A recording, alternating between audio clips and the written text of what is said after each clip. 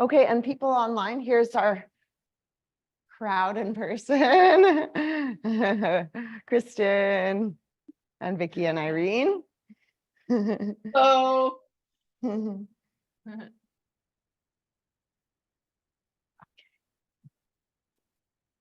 So, well, we all know each other, but if there's people that are going to be watching the recording, I'm Deanna and Sharoni, and we're the directors of CIY, and we love yoga. So, we wanted to put on this webinar as a way for us to kind of go into a little bit of what yoga actually is, for some of us that have maybe just joined the practice and started the practice. And then for others that know the practice, this is kind of a neat way to kind of go into maybe some of the depths of the philosophy and the history of yoga, and also a way for us to kind of get to know a little bit about your experience and your experience of the yoga practice, and how it's affected you. Yeah.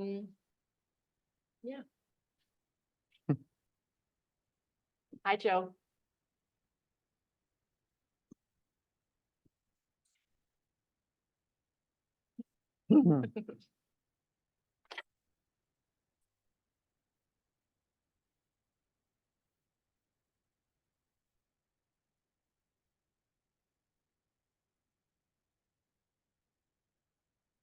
Okay, shall I? Yes, go for it. So, I think we'll start off with defining what yoga actually is. So some of us know yoga as it's a practice that we do. It's the asana practice or the postures. So we go to a class and we're working with the physical body. But asana is one of the 8 limbs of what the yoga practice is. And often we experience breath work or pranayama as well.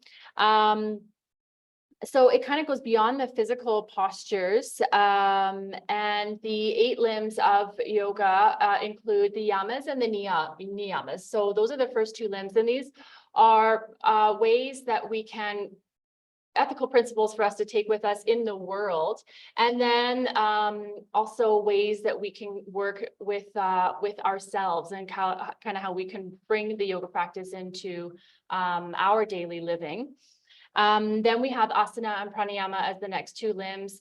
Then we have pratyahara, which is this withdrawal of our senses. Then we go into dharana, which is concentration, and then dhyana, which is meditation, and then eventually samadhi, which is kind of total absorption. So when we work with asana and we work with pranayama, especially pranayama, it kind of leads us into a bridge through pranayama, dharana, and dhyana, so concentration, meditation, into into meditation from pranayama and from this concentration. Yeah. So if we kind of had to categorize it, I would go with, we have these physical practices and other techniques like breath work that lead us toward going inward in the meditative sphere and toward meditation, and then finally absorption, where in the sutras it would say the duality cease to exist. So we're in a different kind of state than how we feel, you know, in those everyday moments. And then there's all these practices of being in the world. So being in terms of how we treat ourselves and then how we interact with others. And those are seen to be as actually part of, but also even preliminary to jumping into the postures, which nowadays, right, everybody's practicing the poses, going for our yoga workouts. We might not be thinking of those other limbs, which include things like truth and nonviolence and contentment, et cetera, right? There's all sorts of things. And we might not even be thinking of those. So it's kind of interesting to have that context and having those on our radar, which are, you know, arguably as important or foundational to even being with us as we do these other practices. And the other practices can almost be seen like a technology. It's a toolkit. So when we do asana, when we do postures or pranayama, it's a toolkit to then be able to take us into these states, or to say, I'm tired today, so what can I do for myself to increase my energy? Or I've hurt my hip, what can I do? Or I'm my immune system is low, so what can I do, et cetera, right? There's all these different things that we can do through the technology of the practice.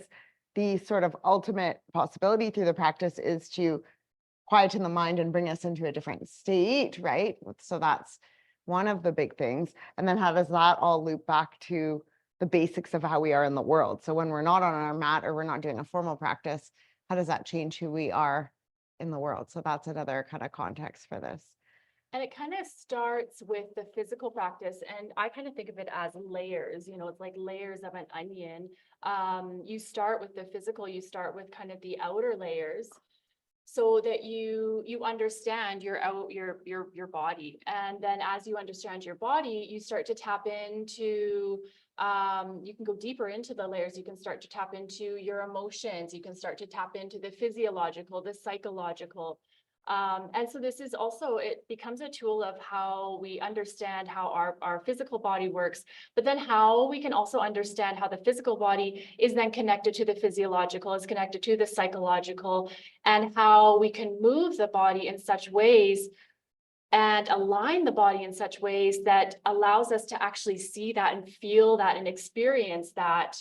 And that's, I mean, it's fascinating. I find that's one of the, and you don't have to go that deep, but you have the opportunity to go that deep, and it continues to go and go and go. And I think this is why those of us that do, touch this practice, sometimes it doesn't leave us, because we really do get hooked on some aspect of this that really continues to bring us deeper into understanding who we are, and then understanding, like Sharoni said, who we are in the world and how the world is around us, and connecting with others in the world, connecting with each other as humans. Yeah.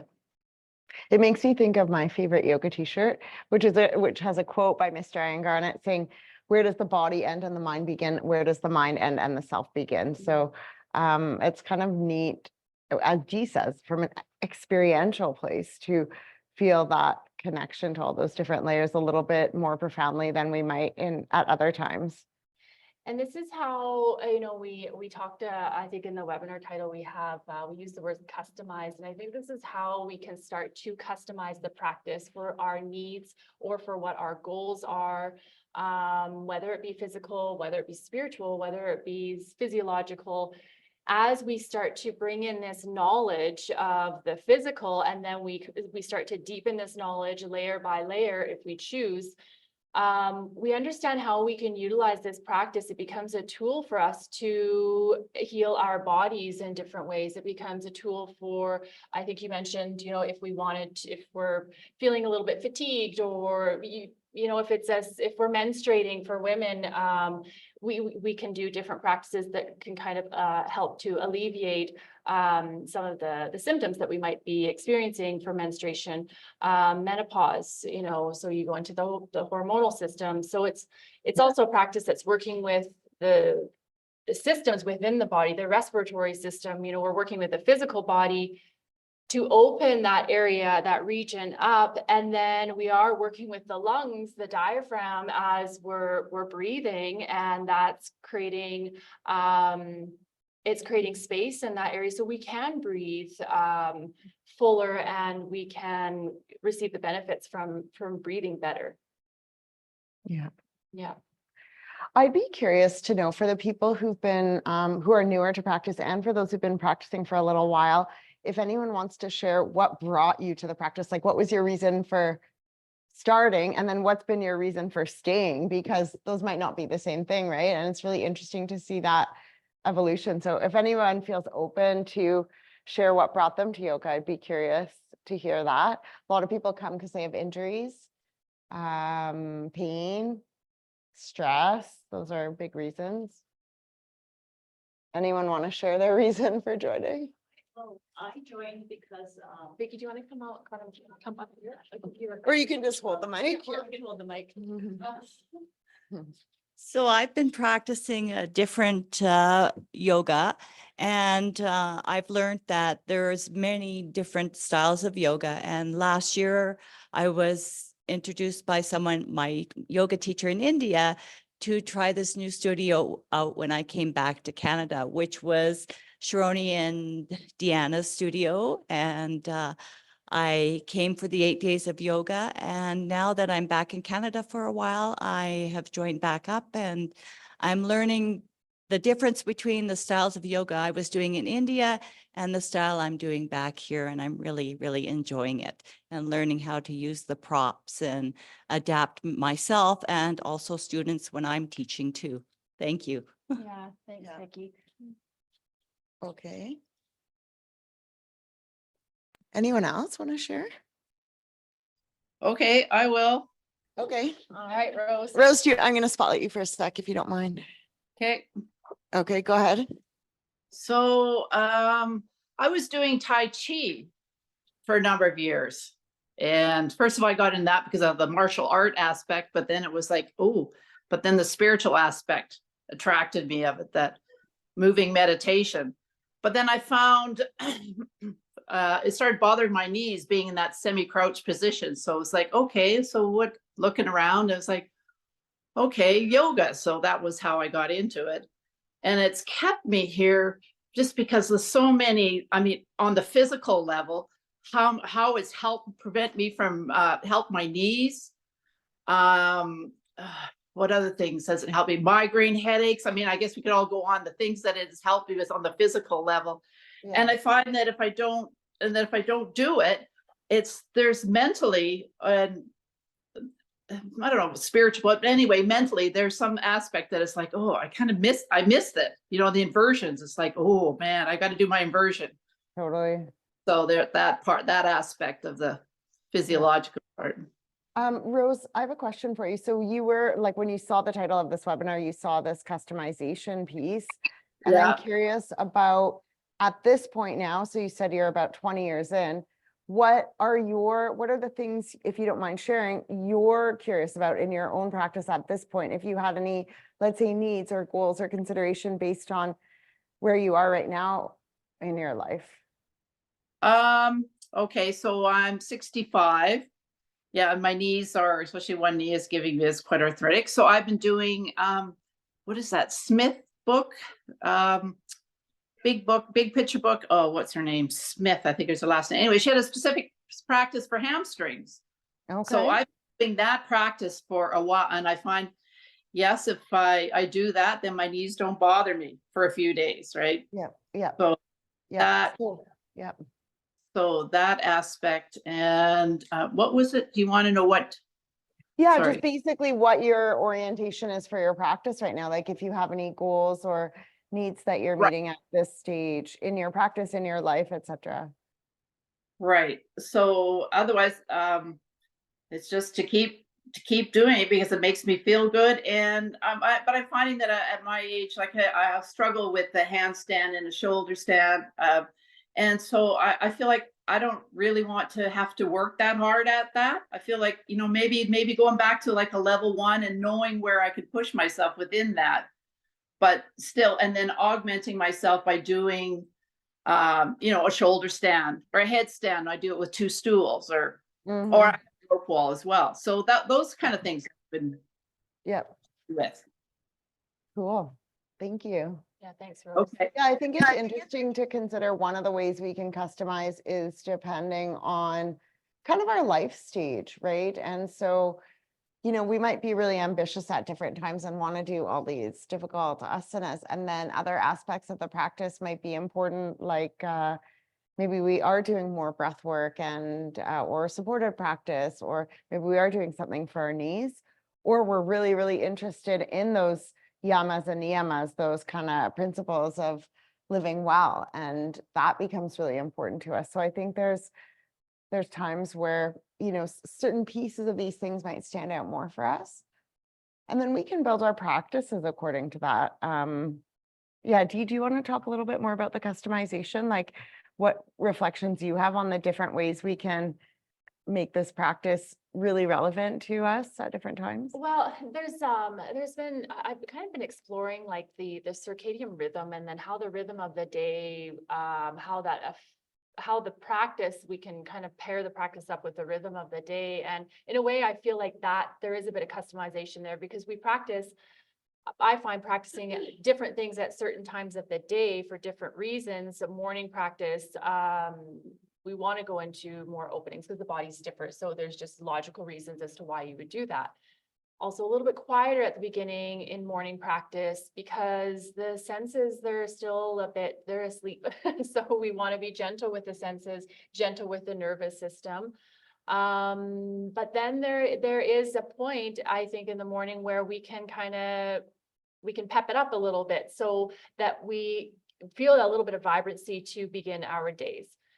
Then if we look at, say, midday, customizing the practice so that there's more openings. So the body at that point is already somewhat open, but there's a little bit of refresh that we could use in the midday. Then we go into the early evening practice, and at that point of the day, usually we're feeling, it's the end of we'll say the work day for most people. So we might be feeling a little bit tired, a little bit sluggish.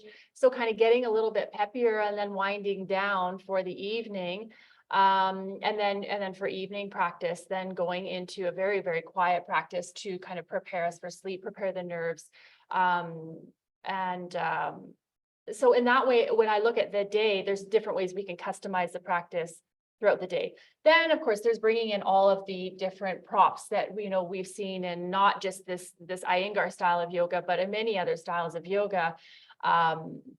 We bring in the props to help support us, or helps to go deeper, or for therapeutic benefit.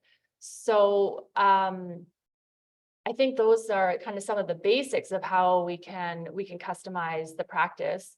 Has anyone had experience with, Rose, you mentioned, even your headstands, you're using 2 chairs, I think you said, for that now. So is anyone else kind of experienced how customized practice for them has benefited? Yeah. I'm even thinking about the weather right now and Yeah. how we need to adapt for those kind of external conditions. Like maybe there are certain poses we need more props in because we're stiffer, or we want to do dynamic practice to warm up. Twists, bring that heat in the body. Sun salutations, where you're bringing that heat in the body, and at other times perhaps we don't want to bring that heat in the body, so we create space.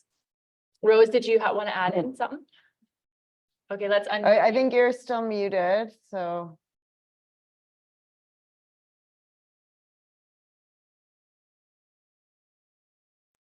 Okay, there we go. Sorry, muting and unmuting myself here. So I remember talking to Sharoni. I have this sort of a constant chronic cough, and Sharoni, I asked you and you said Setu Bandha.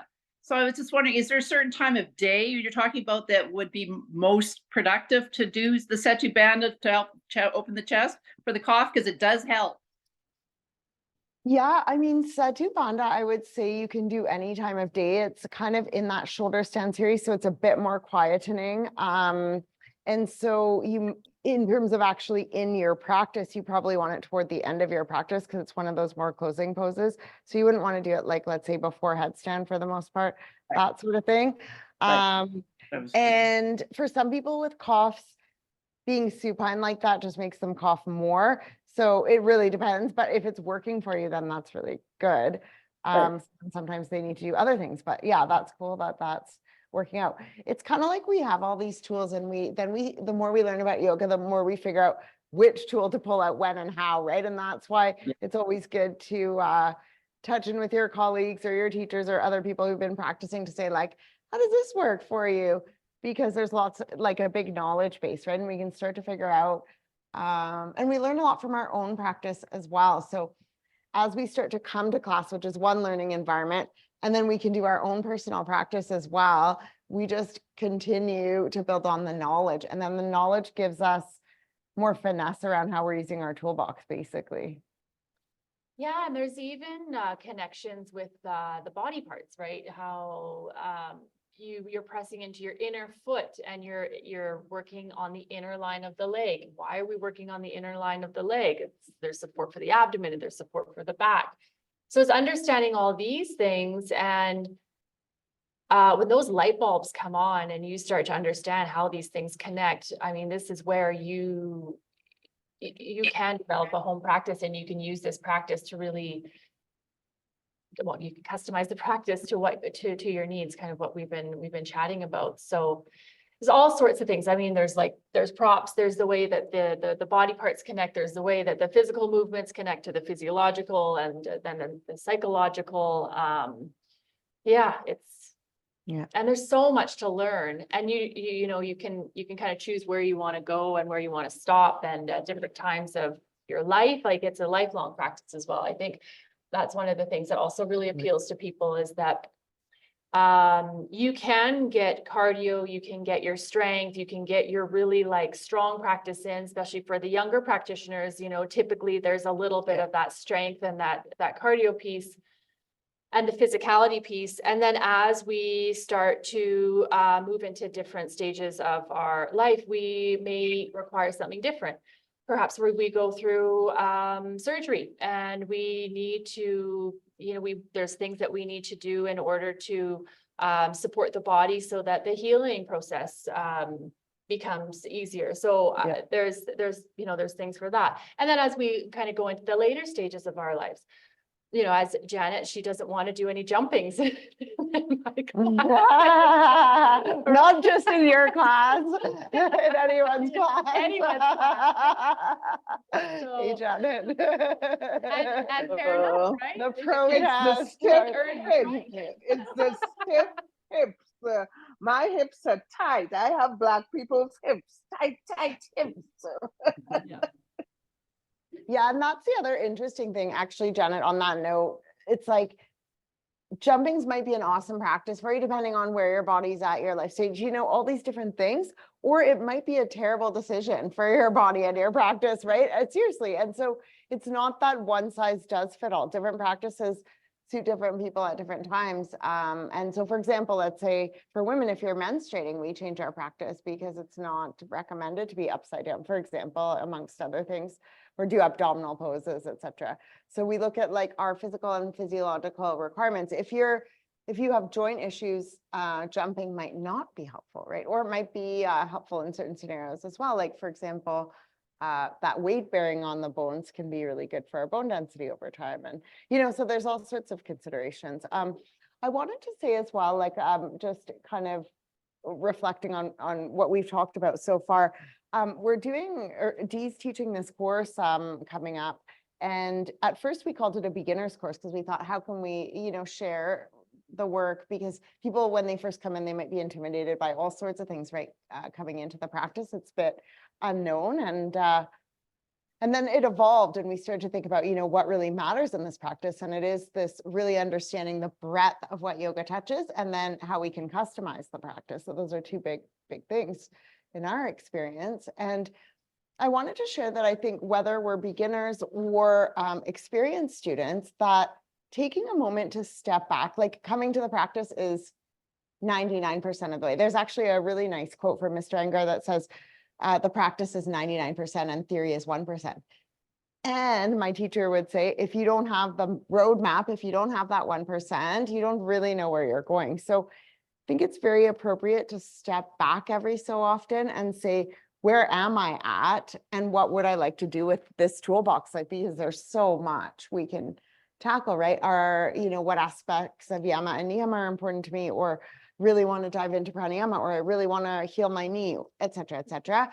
And I know I want to do this many days of home practice and do some workshops, et cetera, right? And so to really actually step back, like we often do this with other parts of our lives, where we'll do almost like a goal setting or some reflection and a bit of planning. And I think it's a really good thing to do in this sphere as well. So that is one of the big pieces that Dee's going to touch on in this course. So it's 4 Saturday afternoons, a couple of hours.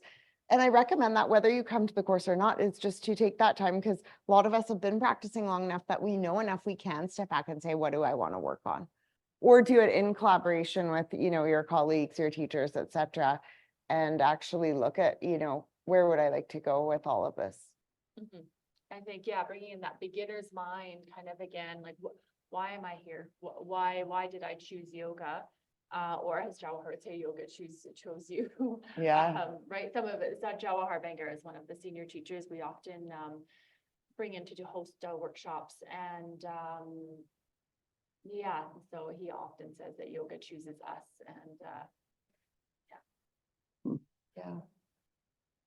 there's one experience that I'd like to share with yoga. You know, it's interesting doing this type of course, and then you reflect on, okay, you know, what Sharoni's saying, we kind of step back. So I stepped back and I thought, what is it about yoga that really has moved me? And I think that there's one thing that I found with this practice is that humans have a lot of capabilities. We have a lot of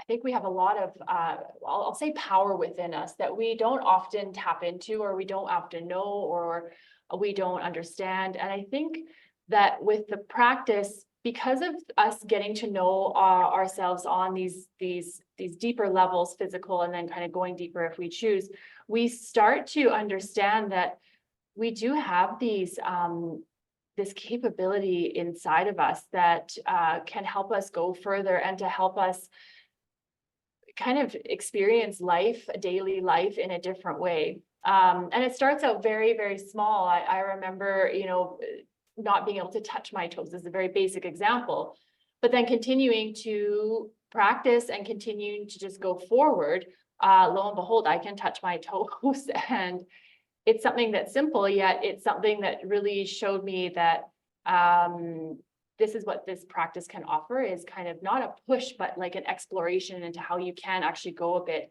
further in your humanness and access that. Yeah. Yeah. Yeah. Yeah, this exploration, this lab. Totally. Yeah, Can I say something? yeah. Please, can we spotlight you, Cause, Janet? Sure. Okay. I guess you really want to see me. Oh, yes. Okay, go ahead. Yeah. So I really find, because for those of you who don't know me, I'm a physician. I love it when people ask me if I'm retired, because I think I'm just hitting my speed. And now I'm a physician lead in the pain management clinic of the most diverse primary care network in Alberta. And I serve a lot of disadvantaged, marginalized people. So my gift, I started yoga. I started doing yoga when I did obstetrics with midwives when they were uncertified, not when they were illegal, because my 27-year-old baby was born at home with my illegal midwives. Yeah.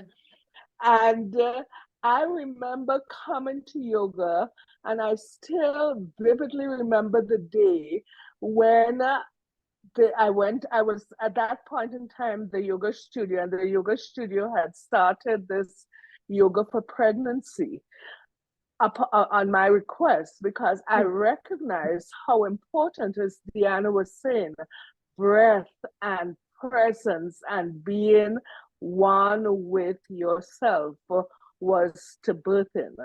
And the day they told me they were going to cut it from studio, I actually was bawling in studio, because I thought that was so grossly unfair.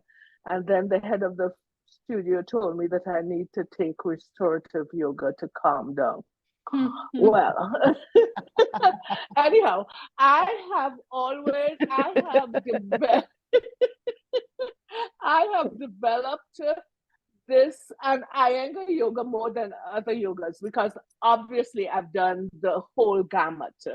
But Iyengar yoga, and especially for the past, COVID was God's or universe gift to me, because it allowed me to stay home, to get my yoga helper, to get my props, and do yoga every day. And it expanded my horizons. So when I see my people in clinic and I say to them, you need to put on your shoulder strap, you need to go see Sharoni. You need to, you need to, and I mean, I have all this list of needs.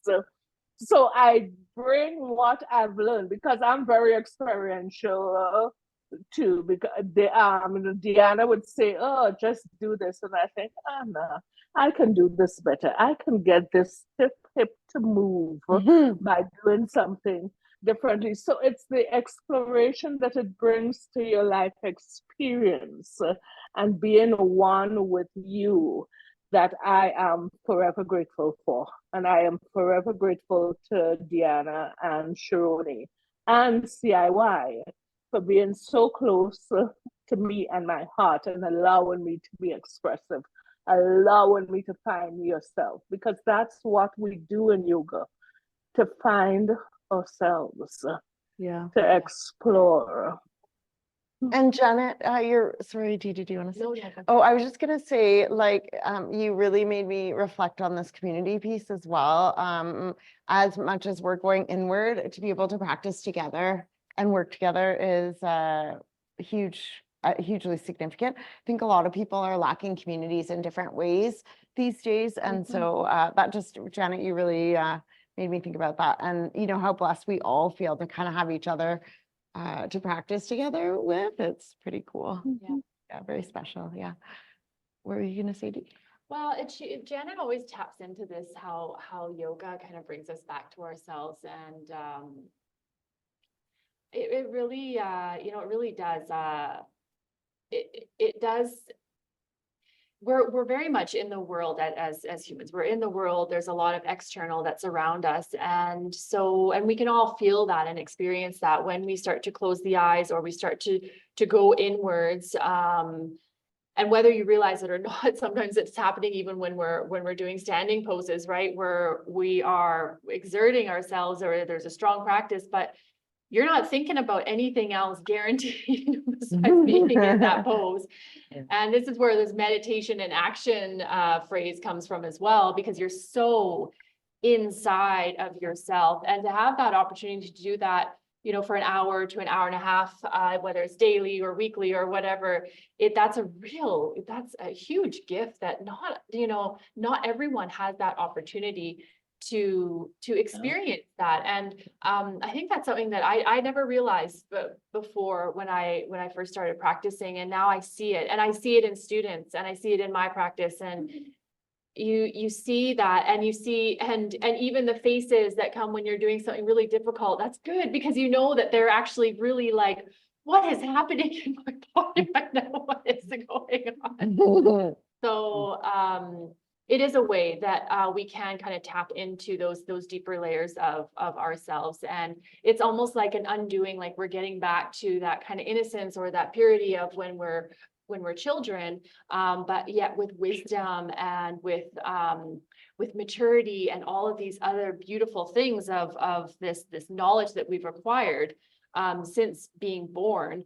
And yet the practice allows us to kind of tap into that innocence again, and that purity.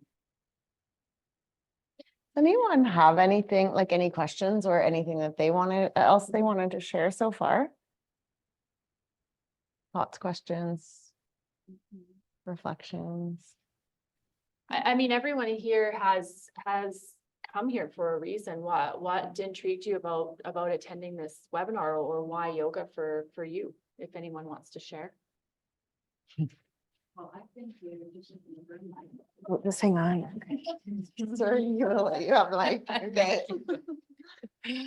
And I took yoga years ago, a few classes years ago, and kind of dropped it. And hi, everyone. And then my good friend Vicky, she gently brought me back, and then she said that she was coming here, and I just I signed up for it without even coming to a class or anything. And I'm so glad I did. I mean, Sharoni, Deanna, Kristen, all the instructors, Evie and Shelley and Jody, they're all just amazing, and I'm just really enjoying it. I came here because I've always had really bad posture and weak neck and shoulders. And I think it was because I was always the tallest. And I think I tried to just kind of, fit in with everybody else. So I came for that. And then lately I've been having issues with my back and scoliosis. So I was told, core strengthening and all that. And what else was I going to say? Oh, I'm just enjoying the class so much. And as I'm, entering into my senior years, I want to be strong and, healthy and all those different ways that I can. So I'm really enjoying it. It's awesome because sometimes I come and my back's not feeling that great, but at the end of class, I just feel like, hooray, I feel better, right? So, yeah. Very So, cool. yeah. So thank you to my friend Vicky and thank you to all of you. Yeah, thanks, Irene. It's nice to have you. And even that, just the willingness to come to class or the kind of the willpower that sometimes is required to come to class. And continuing to come to class, you make that even part of the practice, and that that kind of work or that sort of dedication to keep going also is not just beneficial to us when we come to class, but it's beneficial to our lives. That dedication to something that you believe in or want to do.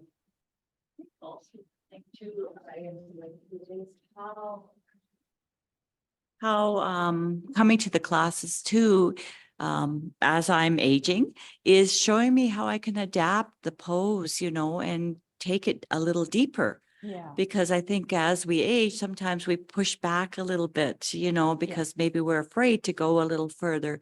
But, you ladies are wonderful at, hey, just try it with this block or try it with a strap or try it with the ropes, which I have never done the ropes before. And Yeah. it's a new experience and it feels great on the body. Yes. Yeah. And even that fear piece, right? There's Exactly. the fear piece. We all have that in us. And so if we can work with these sorts of things that we all have within the practice, it's something that we can then, take into our daily lives. So it does affect our lives. Yeah. And I think as I'm getting older, I just think, it's kind of my time to look after myself too, and not in a selfish way. I think, as women and as mom, we're always kind of putting other people first. And I think that, you come to a point in your life where you think, I need to do something for myself as well. And like I said, I used to think, if I do something for myself, it's almost being selfish or I'd feel guilty about it. But this is, helps in that way as well. Yeah. I think.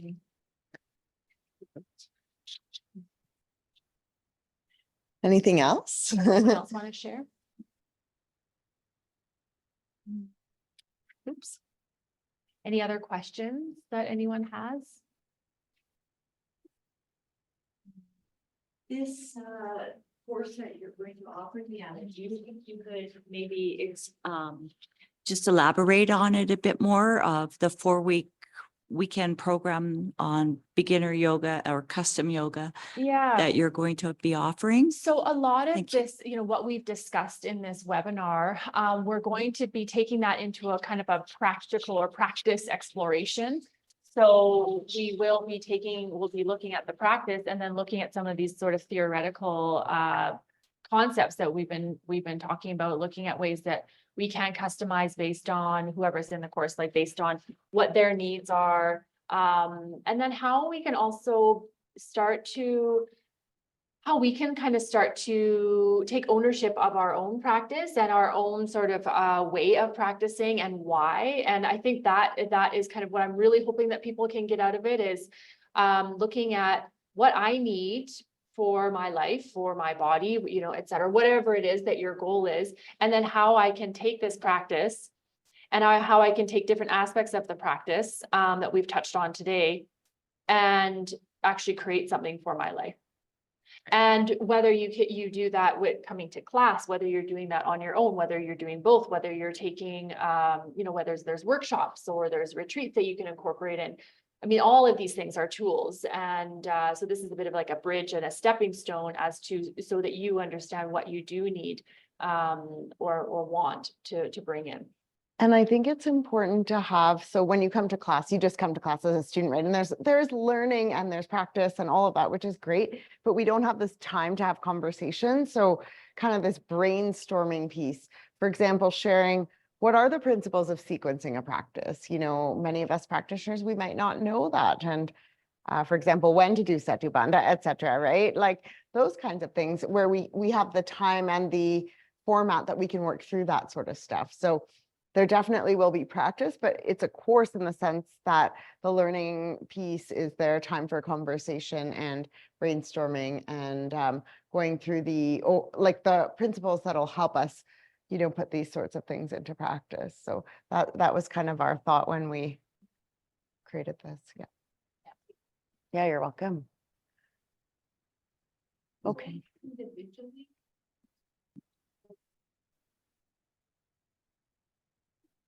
Okay, just saying, Irene's asking if we can individually customize a practice for people. Oh, I think it's together as well. Like, so, you know, it'll be like, okay, you'll work on it and come back to the table, right? There'll be some of that where it's like, and we'll learn from each other's and all that sort of thing where it's like, so you'll come out with a way better sense of, and the thing is the practice isn't stagnant. So you might come out with some sequences for yourself, but that might change even in a week or 3 weeks or a month, right? But you have the tools to be able to continue to update that and continue to, let's say, touch in with D. So if you have a question where you're like, okay, I know now I need to adjust this in such and such way. Let's say I only have half an hour to do my practice instead of an hour, or I hurt my knee or whatever, you can touch in with teachers, right? So that there's this, you know, continued scenario going on. And we hope that everybody does that, even if, you know, who's coming to class, that they do reach out to us if there's times where things need to be addressed, right, for what's going on for you. Yeah. So we're going to just be using the recording. yeah, so Irene's asked for those online. Irene's asking if you're just accessing the recording, you know, how are we communicating? So yeah. So I will be support for you before, during, after each of the sessions, and then continue on support, myself and Sharoni, you know, all of the teachers here as well. If you are coming to class, even if you're not coming to class, but you know, you still want to have that touch in, we're very much, we're here for you. This is also kind of like Sharoni mentioned, the community piece. And this is also one of the beautiful things of what we're doing here is that automatically is starting to create this community and create us having a relationship. And that's really important to us. And we know that, I mean, it's important to every single person to have that relational and that community piece. So it's optional if you choose, if you want, it's there for you. And yes, we really wanted to engage in that. Yeah. Because I might not be able to make all 4. Yeah, no problem. That's fine. Yeah. So Irene's basically saying she might not be able to make all 4 in person. So structure of this course is obviously if you can come in person or online, that's awesome. If you do the recordings, then do touch in, right, with Deanna. I'm available as well. And as you're picking away at the work, your own brainstorming to connect in with us. And at any time, like we said, like Dee said, we love that because we love the subject and we love the people who are attracted to the subject, you know, like we really appreciate It's how that. we learn fun. as well, how we kind of evolve as well in all of this. So we work together. Yeah. Okay. Okay. Thanks, guys. Thank you. Yeah. Thank you. Okay. Thank you. Thank you. Have a nice evening. Yeah. thanks. Thank you. Bye. Bye, everybody. See you guys at 7 o'clock tomorrow.